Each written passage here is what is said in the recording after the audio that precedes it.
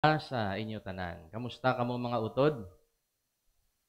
Bawdong duluyaw. Okay, pamati kita sang pulong sang Dios. Handa ang tanan magpamati pulong sang Dios. Amen be? Okay. So, ari akon nga pamangkot sa inyo. What are your primary needs in obeying the Great Commission? Ano ang aton nga mga pangunahing Tagalog, pangangailangan.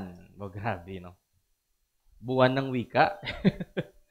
Pangunahing pangangailangan sa pagtuman sang dako nga ginmando sang Dios sa aton. Sabton tana dugay-dugay. Kay ari kita gihapon sa aton nga theme, provision for the commission. Ang Ginoo gali amo na iya ang provide kag magasuporta sang iya nga dako nga trabaho. Sa nagligad na learn naton nga ang Dios naga-provide sa aton paagi sa iya nga presensya. Ang ginhambalya to, sila nga go ye into all the world and preach the gospel. And then he said, I am with you always, even unto the end of the world. So, updan kita sang Dios through the presence of the Holy Spirit. Amo na nga hindi na ni makakas sa aton nga kabuhi ang pagpuyo sang Dios sa aton. Subong basahon naton ng aton nga text liwat in John chapter 21 verses 3 pakadto sa may verse number 6. Magabalos-balos kita and then sa 6 magadungan kita tanan. Unahan ko sa may verse number 3. Simon Peter saith unto them, I go a-fishing. They say unto him, We also go with thee. They went forth and entered into a ship immediately, and that night they caught nothing. Verse 4.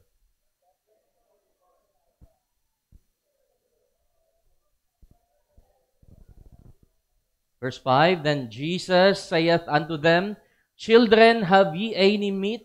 They answered him, No. Verse 6, begin. And he said unto them, Cast the net on the right side of the ship, and ye shall find. And they cast therefore, and now they were not able to draw it for the multitude of fishes. Na kung nintindihon naton diring istorya, sang nagligad, natun-an naton nga si Jesus na banhaw. Pagkabanhaw ni Jesus, nakita to siya ni Mary, tatlo ka Maria. And then nakita man siya sa mga disciples digto sa may upper room. Ang isa nga wala, amo sino gani? Isa ka disipulo, si Thomas. Saling ni Thomas, hindi ko magpati as long nga hindi ko mauyatan kag makita ang marka sang iya nga pilas.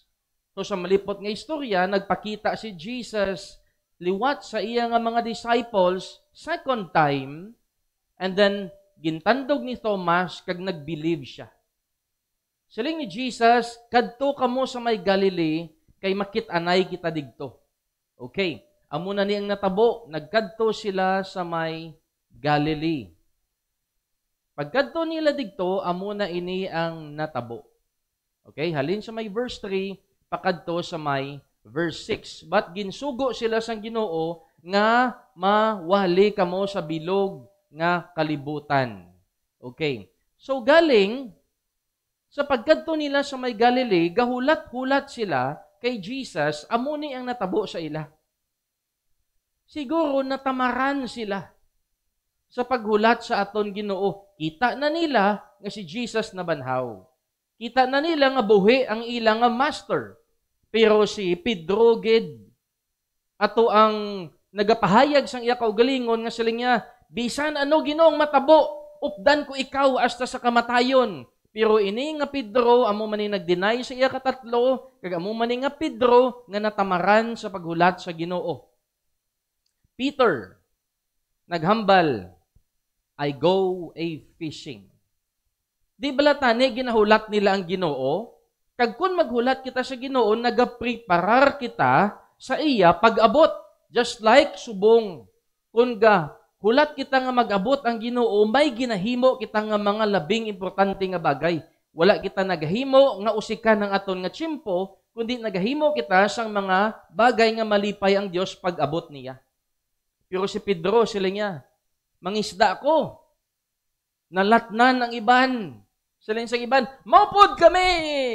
Gabi, sadya sa ila. Siguro, na-miss nila ang kabuhi nila sang una. Nga mangingisda sila, bukadugay na wala sila kadakop isda. Nagupod man sila kay Pedro. Silang diriyo, they went forth and entered into a ship immediately. Pero ina nga gabi, wala sila singkuha.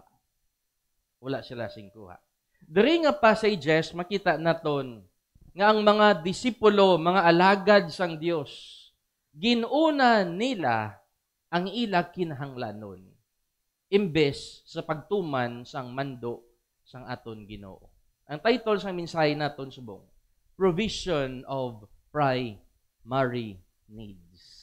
Provision of primary needs.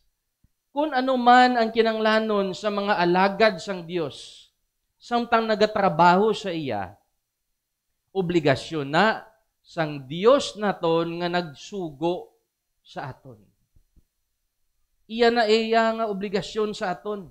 Hindi siya man nagsugo sa aton. Balik kita sa John chapter 21. Peter and other disciples.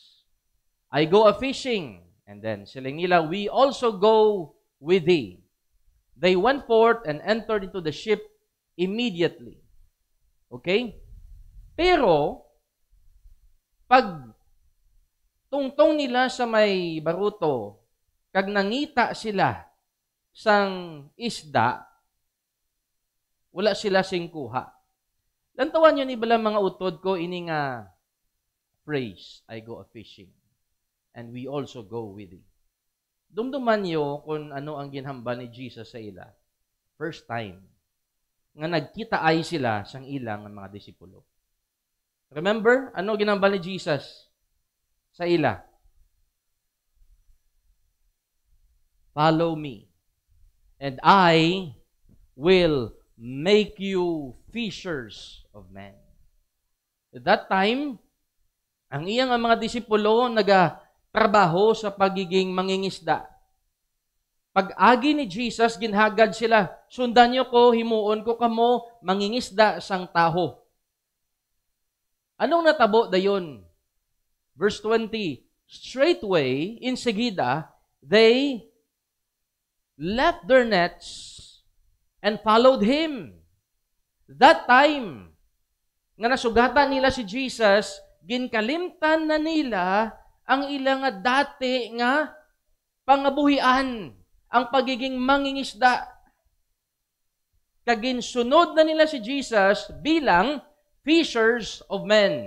Pero bisan nakita na nila nga nabanhaw ang Ginoo, bisan natun-an na nilang damo-damo nga mga lessons parte sa Dios, bisan nabalaan na nila ang mga dalagko nga mga ihibalo, siling ni Pedro, mabalik ko sa pagiging mangingisda kaangay sang una. Siling sang iban, maupod kami sa imo.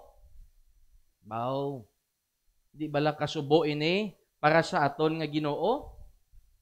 Pero sa ilang nga pagpangabudlay, grabe nga pangabudlay kag oras ang ila gin-spend, nagbalik sila kag nagpuli sinang gabi, pero wala gid sila sang nakuha. That night, they caught nothing. So ano diri nga lesson ang ma-learn naton? May duwa ko diri ka punto. God supplies our needs, but we lack commitment. Sa mando sang Dios, sa pagsunod sang mando sang aton Ginoo, wala iya nakulangan ang Dios sa paghimuno sang aton nga primary needs. Ang kulang among aton nga commitment sa iya. Amo na kung may mabatian kita nga damo nga mga alagad sang Dios naguntat, damo nga alagad sang Ginoo nga wala nagpadayon, nag-security guard, nag-amo ni. It is because Hindi balasulon ang kakulangan sa pagkaon? Commitment. Ginsumpa ta na iya sa Dios. Hindi na iya sa tao. Gapadayon gani ang mag-asawa nga permi gaaway, di ba? How much more nga sinumpaan tani sa aton nga Dios. Si Pedro to, upod ang mga disipulo nga iba nagsumpa to. Ginbayaan na nilang ila dati nga trabaho, nangin fishers of men na sila. So finding a job, isa ka factor man ina nga malimtan naton aton commitment kay ang matabo ginasecure naton anay una ang aton nga kinanglanon labaw sa pagtuman sa aton nga Dios. And ang masubo kun kaisa kun unahon ta ang aton nga mga kinanglanon inang mga bagay nga na amo na sa ang magaguyod sa aton papalayo sa kabubuton sang aton nga Dios. Nantawon ta. In Ruth chapter 1 may istorya parte sa isa ka pamilya nga amo si Elimelech. Si Elimelech ara sila nagaistar sa may Bethlehem, Judah. It came to pass in the days when the judges ruled that there was a famine in the land, and a certain man of Bethlehem, Judah, went to sojourn in the country of Moab, he and his wife and his 2 sons.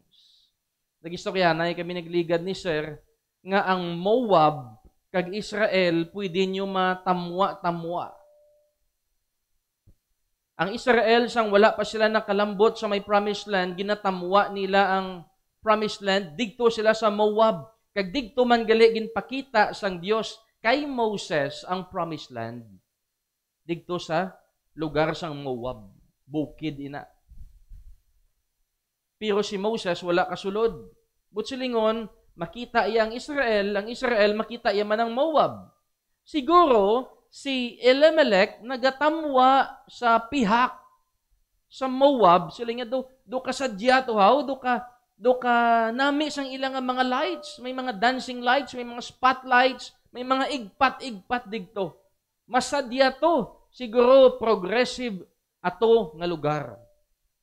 And then nag-decide siya nga makadto digto sa may Moab, upod ang iya nga asawa kag duha niya ka mga kabataan nga lalaki. Verse 2, and they came into the country of Moab and continued there. Nagtiner digto sila. Kung wala naton malipatan, nga ginkuha gani sang Dios ang Israelinhon digto sa Egypt, kagin paulanan niya to sang 10 plagues, gintabok ang Red Sea sa imposible nga bagay para lang maka-istar sa may Judah o kung sa promised land. Pero si Elimelech, ginbaliwala iya ini. Sila niya, pigado di sa promised land sang Dios. Digto nami sa Moab. Digto siya nag-istar. Digto siya nangabuhi. Ano natabo sa ila? Verse 3, wala na damo nga kuskus balungos. Si Elimelech, ang bana ni Naomi, napatay. And she was left, and her 2 sons. Ang padre di pamilya, nga nagdesisyon nga magkadto sa Moab na patay. Verse 5, and Mahlon and Chilion died also. Both of them. Napatay sila. Ang 3 kalalaki. So nga, amo ini ang natabo sa ilang, napatay gid sila. Ano to ang cause nga napatay sila? Gusto ko tandaan yun yung mga utod ko. Nangita kinawala, kabuhi na dula. Pwede nyo isugid, ihambal sa tupad nyo, balikdang tupad nyo. Nangita kinawala, kabuhi na dula. No? Tandaan nyo na eh. Because ginkalimtan nila ang kabubuton sang Dios. They were outside of the will of God. Ginuna nila ya pangita ang ilang kinawala. Kabuhi ang nadula. So muna mga utod ko ang kasubo. In application sa aton, dumduman ko, Sang young people kami, kadamo sa amon naghandom nga baw, gusto namon buligan ang church. Kiti, wala tiles, pigado ang atop. Udamo naghandom kung mga young people ka, grabe ang desire mo no gahingalayo. Gusto mo gid nga magbulig. Gusto mo daan mangin hero ka man. Ti damo iya naghandom nga ati ma-go abroad ako. Sa inyo diri. Sino diri nagaplano nga magkadto sa abroad? No? Wala ko ginhambal ang tanan nga nagapa-abroad malain kag mapatay. wala. Hindi mo na ang akon nga mensahe.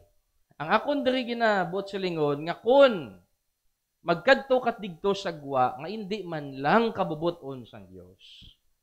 Hindi na lang. Pero base iya may ara man yaya nga mga anak sang Dios nga amo ginaiyang kabubuton sang Dios sa ila, di gina-bless man sila sang Dios digto. Depende ina sa sitwasyon. So personally na experience ko nga damo sa amon naghandom nga magkadto sa abroad sang una kay ang handom ang church butangan ko aircon pila ka adlaw kun magpa-abroad nako. Ang church pila ka adlaw baklan ko piano, mabakal kita duta kag ipa second floor naton ang aton nga church. Grabe nga manghandom sa mga young people. So ato na to nag-abroad ng iban. Pila ka tuig nagliligad, pagpuli nila, nagpulote lang ilang nga panit sa guya. Ginpakudala nila ilang nga mga ngipon nga magtadlong, kag nagnami ng ilang nga mga cellphone. Pero kabalo kamo kung anong napatay? Napatay ang ila tagipusoon sa Dios. May mapatay ginaya sa aton. Kung mag-decide kita out of the will of God. So, reflect pa ni sa mga newly graduates naton kag mga young professionals kung ari kamo diri subong. Gahandom ka bala nga magguha para magdako aton sweldo? Gahandom bala kita nga magguha para makasuporta kita financially sa aton nga church? Our church doesn't need your monetary support. Ha? Ginambal mo na, Pastor? Yes. Hindi ta kinanglan ang kwarta sa sininga simbahan. But our church needs your heart. Ikaw yang kinanglan diri. Ikaw yang kinanglan sang Dios. Yes, namin na sang aircon, namin na nga may piano kita, namin na nga namin kita malahalon nga gadgets diri, pero mas kinanglan sang Dios, hindi ang aircon, kundi ikaw. Ikaw, hindi ang gamit. Ikaw ang kinanglan sang Dios. Ang imo tagipusoon, hindi kun ano pa nga mga gamit. Kay kun ikaw ya ara kang imong heart, saling ni Jesus, where your treasure is, there your heart may be also. Kay kun unahon ta ang mga gamit-gamit kag mga primary needs naton, sigurado madula aton tagipusoon sa Dios. Kay na gin-quote ini ni Sir ang kabuhi ni John Wesley. Kag digto natandog ako. Si John Wesley, isa ka evangelist, leader of a revival movement within the Church of England. Kay nato kung nakapamati ko ba or tsakto pamatian ko, naging missionary man siya sa India. Kabalo ka mo ginhambal niya. Sila niya, give me 100 men who fear nothing but God, who hate nothing but sin, who know nothing but the resurrection and love nothing but Jesus, and I will shake the world. Tutuod lang mga utod ko, pila population sa Kalumpang, 15,000 plus.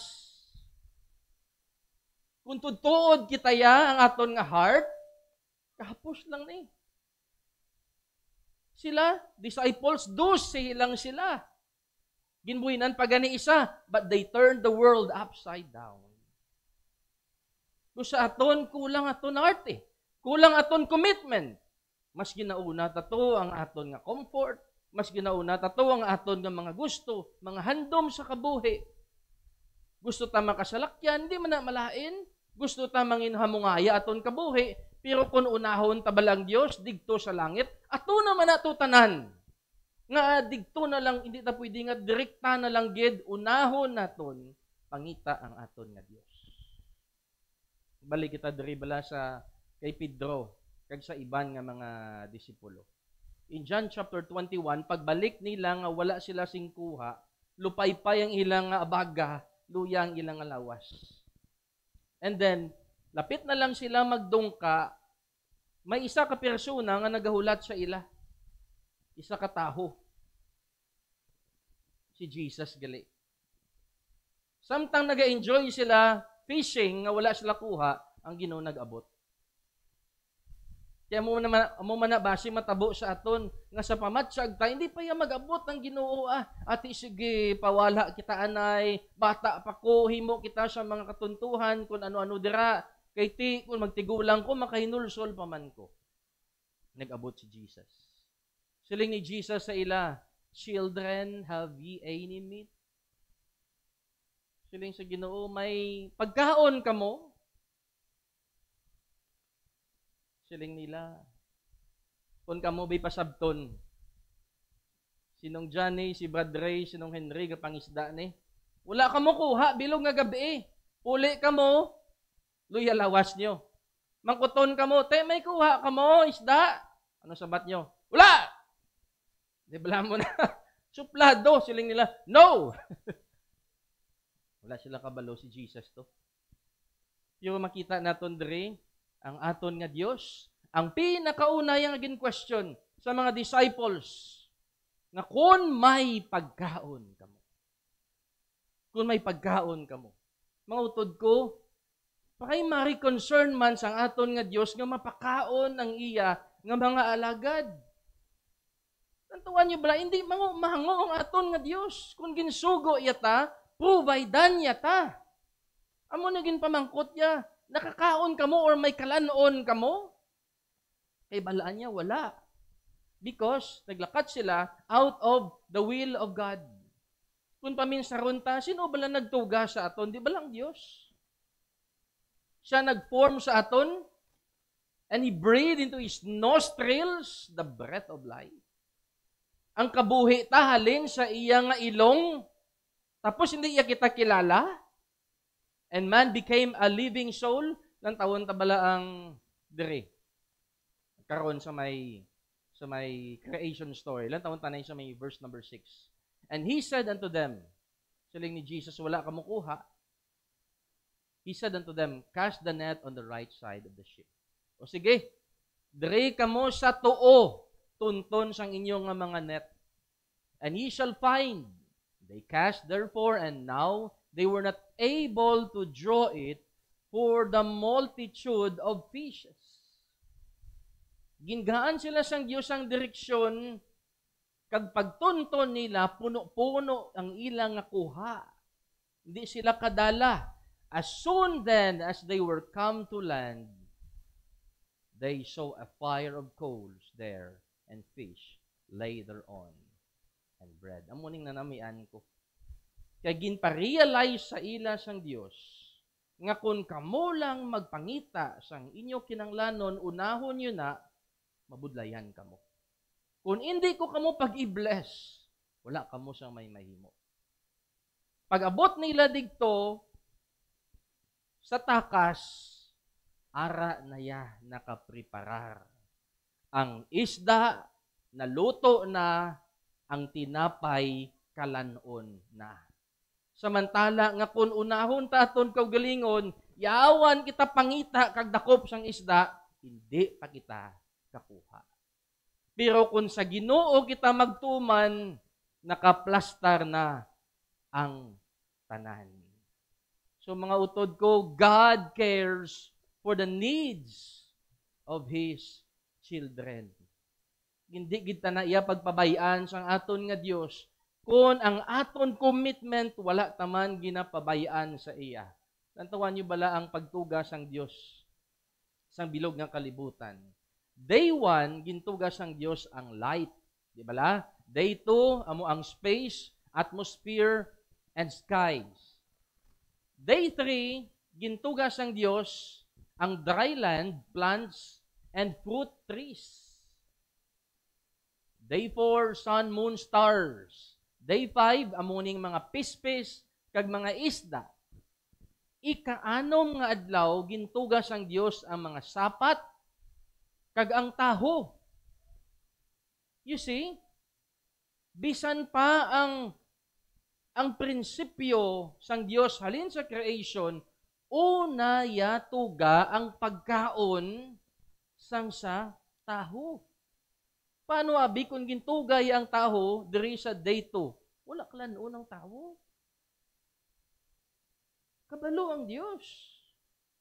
Kabalo siya sang aton tanan-tanan nga kinanglanon. That's why may promise dira in Philippians 4:19, but my God shall supply all your need. All your need. But ini nga context nag-refer lang sa mga Kristohanon nga nagatuman sang mando sang Dios. But my God shall supply all your need.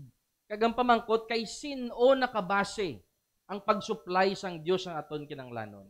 Sa aton kusog, sa aton bank account, sa aton kaalam, o kung sa aton pangilala, sila niya nakabase ang paghimuno niya according to His riches. Nakabase sa iya nga manggad. And, ari pagid, in glory by Christ Jesus. Ang butdri silingon mga utod ko, bisan ano kadako sang kinanglanon, basta kinanglanon, sang alagad sang Dios, He will supply our need according to His riches. But, para mahimaya si Kristo Jesus. As long nga mahimaya si Kristo Jesus, bisan ano kadako, himunan sang Dios. No wonder, kinanglan ta lupa, himunan sang Dios. Kinanglan ta building, himunan sang Dios bisan posible. Because ini nga bagay magaglorify sa iya nga anak nga amo si Kristo Jesus. Pero kung aton lang kinanglanon nga hindi makahimaya sa iya anak, siling sang Ginoo, agwanta ha. Ikaw da pangita sang imong kinanglanon. Ikaw da pangabudlay. Kay wala man kuda labot. But if according to His riches in glory by Christ Jesus, sabat ang aton pangamuyo. Siling ni Jesus in Matthew 6:31, hindi ka mo magproblema kung anong inyo kaunon, kung anong inyo inumon. Ini nga verse bala, gina-intindi sang iban nga balan mo sa time ni Jesus, hindi ka na to yung mag-ubra. Hindi niya mo nang butsilingon niya. Wala diya nagatudlo ang Diyos, hindi ka mag-ubra, magtinamad.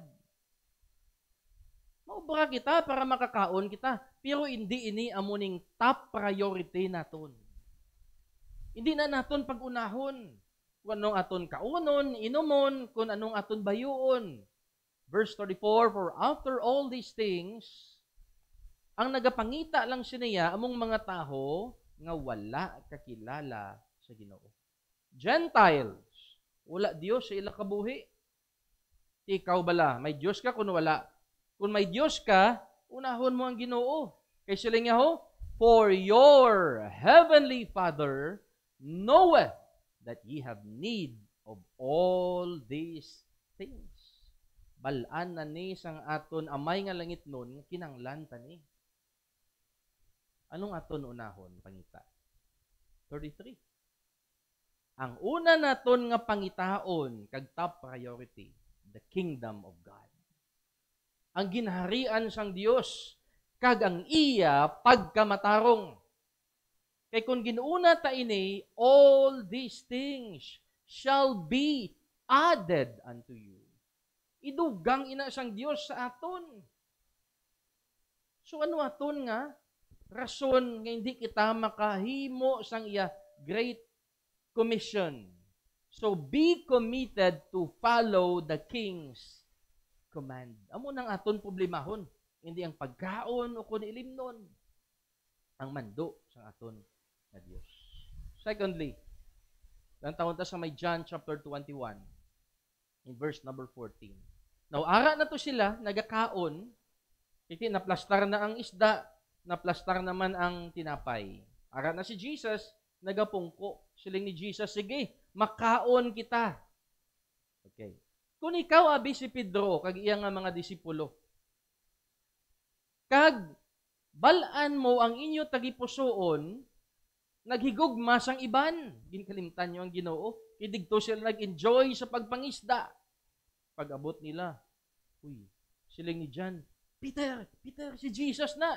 Siling ni Peter, kung damo isda. Uy, si Jesus. Gulpi si Peter, naglukso. And then, amat-amat sila kadto sa may takas. And then, siling ni Jesus, sige, kaon ta. Okay? Siguro hinahinay si Peter. Hinahinay sa kuha sang isda. Uya man sa siguro, natulog si Jesus. Pwede ka kuha sang isda, pwede ka kuha sang tinapay. And then, so hindi siya gawin katulon maayo, sige, kaon nila. Verse 14, this is now the third time that Jesus showed himself to his disciples. After that, he was risen from the dead. In verse 15, 16, and 17, may ari diri mga pinaka-importante nga pamangkot kay Pedro. And nag-refer ini sa mga leader sang Dios. Siling ni Jesus, samtang gakaon si Pedro. Tapos ginikaron basik mangkuton niya karon. Sige kaon, siling ni Jesus. Simon, tapos gidakugid. Simon, Simon, son of Jonas, lovest thou me more than this? So ano ining this nga gina-refer ni Jesus? Ini nag-refer sa aton nga desires, sa aton nga profession, sa aton nga kwarta, sa mga material things, or even our reputation. Kiti ang ginakalipay ni Peter atong mga isda. Nagbalik siya sa dati iya nga pangabuhi. Dito siya nalipay, amo na yang handom niya, amo na yang profession niya. Diri na siya gakuha sang kwarta. Dra man na siya nagakuha sa ibakalya sang material things, amo na reputation ni Peter. Siling ni Jesus, Peter, after all these things nga nakita mo, kag natun-an mo sa akon, palangga mo bala ko more than this? Siling ni Peter, Lord, palangga ko ikaw.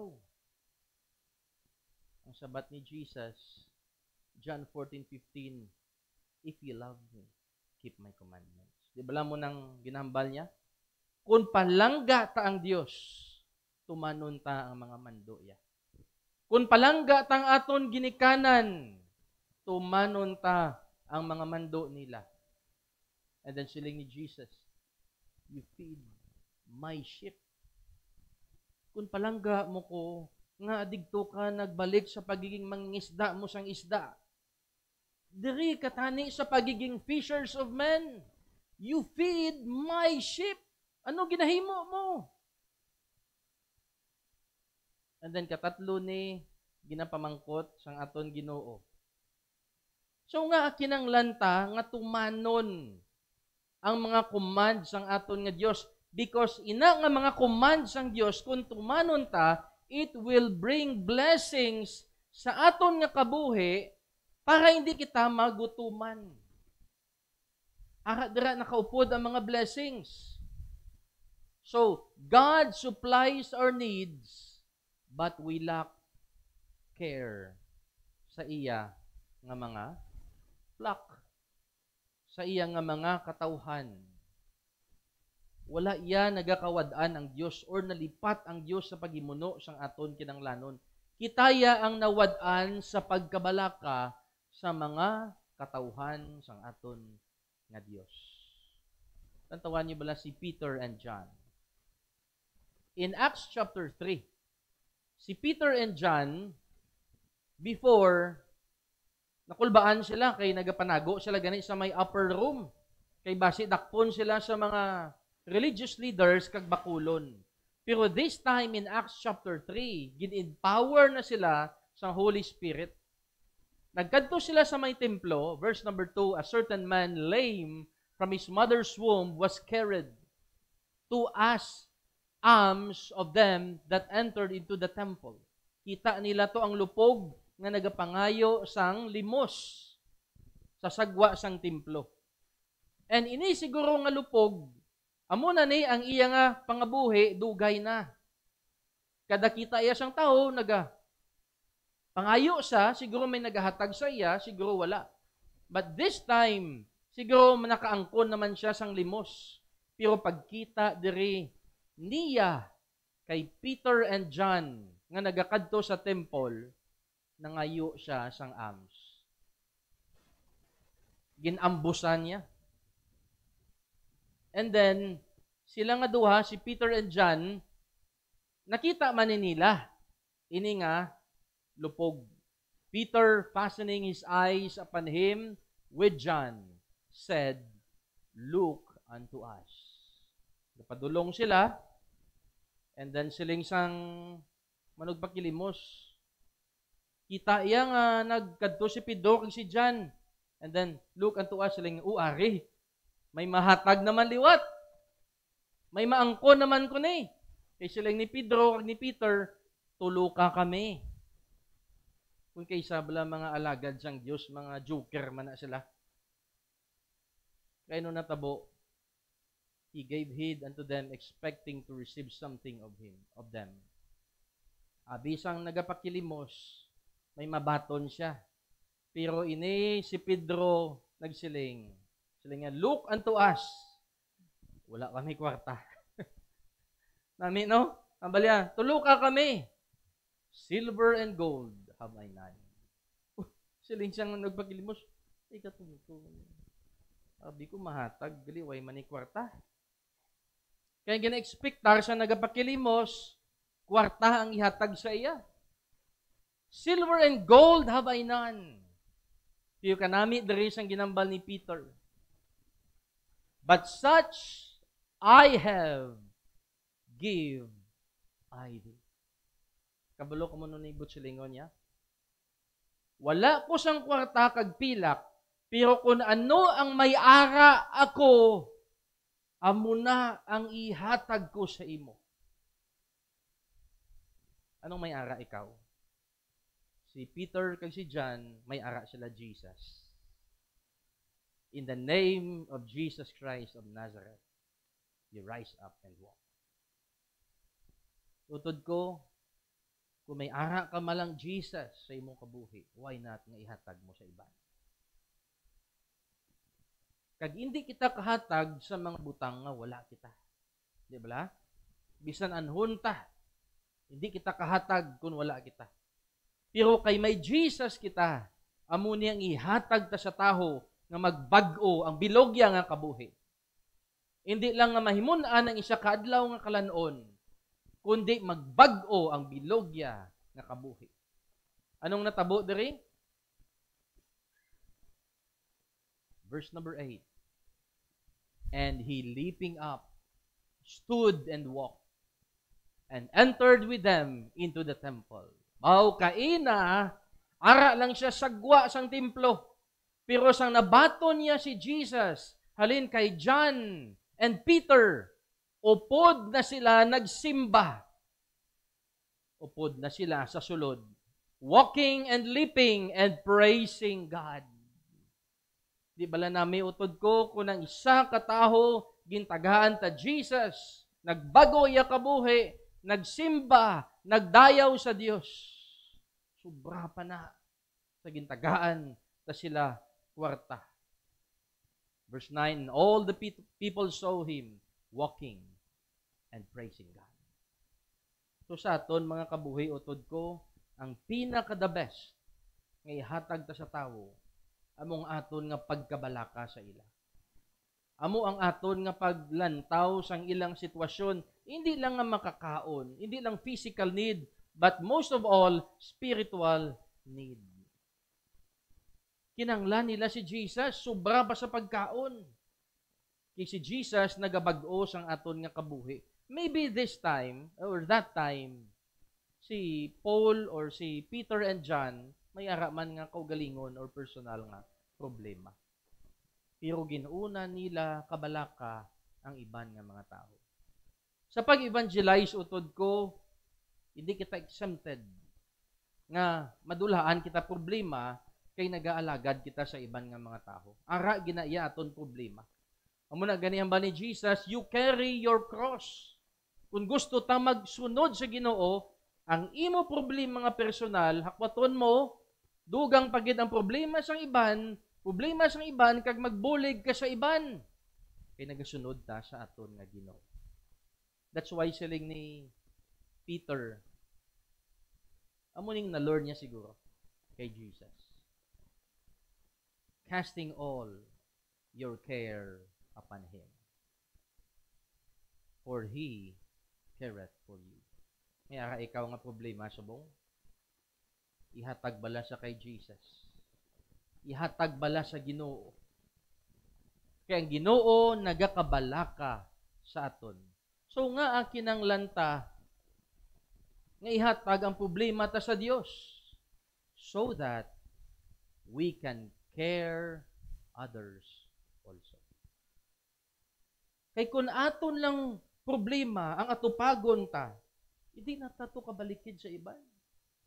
Why not ang problema ta ihatag ta sa Dios para madulaan ta problema, para makabulig naman ta sa iban, kag ihatag ta naman sa Dios. Kag mangita naman ta sa iban, kag ihatag ta naman sa Dios. Mas nami, kag mas dasig ang pagbag-o sang aton nga kabuhi. Pero lang tawan niyo ang kabuhi ni Dimas. Isa ini siya ka example sang Kristohanon nga kalibutanon nga wala tagipusoon sa aton Dios. 2 Timothy 4:10, Demas hath forsaken me, having loved this present world, is departed unto Thessalonica. Ini nga taho siguro nakaangkon kaluwasan, nakabati sang wali, naka-fellowship, naka-enjoy sang kabuhi bilang isa ka Kristohanon, pero ginpalangga iya ang kalibutan. Nantuhan ba ni James? Wala bala kamo kabalo ngang pagpakig-abyan sa kalibutan kaawayon sa aton Dios? Ang bisan sino nga mangin-abyan sang kalibutan kaaway sang aton Ginoo. So mapili kita. Kung sino ang aton unahon sa pagigugma. Deuteronomy 6:4, Hear, O Israel, the Lord our God is one Lord. Thou shalt love the Lord with all thine heart, with all thy soul, and with all thy might. Siling sa Ginoo, dapat wala ko dira kahati. Dapat ako lang gid. Kay mo'y ara, isa ini ka idolatry para sa akon. Ari pag ang isa ka bagay nga nagahati ang aton pagigugma sa aton nga Dios. Matthew 13:22, He also that received seed among the thorns is he that heareth the word, nakabati siya, pero ang pagkabalaka sa sining kalibutan. Hindi kabalaka sa iban, kabalaka sa kalibutan. It means worldly ang iyang pangunahuna. Care of this world means ang aton nga pamilya, ang aton nga mga palaabuton, ang aton nga mga responsibilidad amo na ginahimo ta nga top priority. Hindi ang Dios. The care of this world and the deceitfulness of riches. Nagahambal ini sang kwarta, sang aton nga mga negosyo, kag sa aton nga mga transaksyon nga yadi panitani nga akon inkamon. The care of this world, deceitfulness of riches, choke the word, amo ni sang nagtunok sang pulong sang Dios, kag ang aton nga kabuhi indi nangin mabinungahon. So mabudlayan kita sa pagpangabuhi nga ari kita sa Dios, piyong piyak nga tiil, ari naman sa kalibutan, basi magisi aton nga dilargo. Budlay na siya. Dapat isa lang. Isa lang aton ginaagyan. Balik kita sa John chapter 21. Sa ginmangkot ni Jesus, si Peter, lovest thou me more than this? Sabi ni Peter, "Yeah, Lord, thou knowest all things. Thou knowest that I love thee." Sabi ni Jesus, "Feed my sheep. Feed my sheep." Ang ginapaligban lang niya siyang Ginoo nga tani ang mga alagad niya magakabalaka sa iya nga mga katawhan. Siling ni Jesus sa Revelation 2:4, "Kanami man sang inyong nga kabuhi, kay responsible man kamo nga Kristohanon. Way sa payan, may ara lang ako nga nalainan sa inyo. Bangod kay ginbayaan nyo ang pinakauna nyo nga ginhigugma, amo ang Dios. Thou hast left thy first love." Ma-review kita gamay provision of primary needs. Ang Dios naghimuno sang aton kinanglanon. Yung problema, kulang kita sa aton nga commitment. Ikaduha, ang Dios naghimuno sang aton kinanglanon, but we lack care sa mga katauhan sang aton nga Ginoo.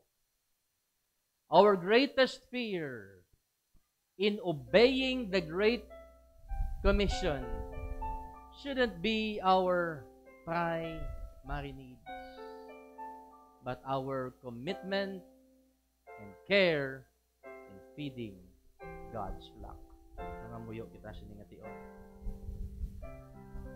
Amay namon nga balaan, we thank you, Lord, sang imong nga mensahe nga ginhatag sa amon.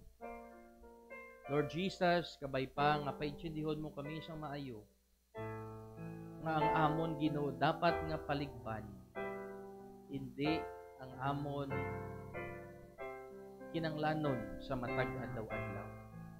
Pinagpromesa na ikaw sa amon sang time nga ginbaton ka namon, ikaw ang amon manluluwas. Ikaw ang amon nga Dios. Kag ang amon nga Dios kag manluluwas, wala nagapabaya sa iya nga mga kaanakan. Ang amon manluluwas, ang amon nga agalon, hindi irresponsable nga hindi kasarang magpakaon sa iya nga mga alagad. Nagakalipat sa iya nga mga kaanakan, kundi ikaw ang amon nga Dios nga sobra-sobra maghimuno sang imo nga mga kabataan kay nagabubo sang blessing kun ini nga mga kabataan kag alagad mangin matinumanon sa imo kamando. O Ginoo, amon pangamuyo nga tanan kami nga nakabati sini nga mensahe maging matinumanon para kami man makaangkon sang blessing. But also, Lord, sa pagtuma namon ay masugata kami nga mga kinawad-on ngun kaisa, inconvenience, masakit, discouragement. Pero kung hindi kami magpadayon, hindi man kami makakita sang imo nga pagbulig kagahom along the way. And Lord, we surrender and commit all these things to you sa paghimo namon sa imo trabaho. Kabay pa nga mangin mabakod kami, kaga mangin matinumanon sa piyak Ginoo sa nagkatabo na problema sa among kabuhi. Salamat Ginoo sa siningation nga ikaw ang Dios nga wala nagapabaya sa amon kinahanglan. In Jesus' name we pray. Amen.